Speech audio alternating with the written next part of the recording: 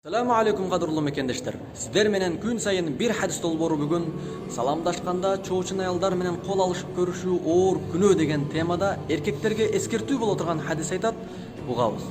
Мақил ибн Ясар радияллаху анху риваятлан хадисте Аллахтын элчиси саллаллаху алейхи ва саллям айтты: "Ла ин ютхана фи раси ахадикум би михятин мин хадид." Силердин араңардан кимдир бирөөнүн башына темир шиштин сайылганы хайрун лаху мин ан ямасса имраатан ла тахиллу лах. Өзүнө адал эмес аялга колун тийгизгенге караганда жеңилирээк, жакшыраак деп айткан. Сахих ал-Жами'. Анығында эркектер өзүнө адал эмес, чоочун аял менен саламдашам деп кол алышып көрүшкөндөн көрө башына темир шиштин, мыктын сайылганы жеңилирээк, жакшыраак.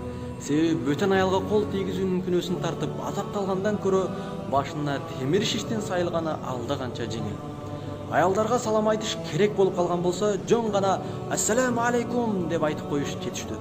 Aqulu qawli hadha wa astaghfirullah li wa lakum. Assalamu alaikum wa rahmatullahi wa barakatuh.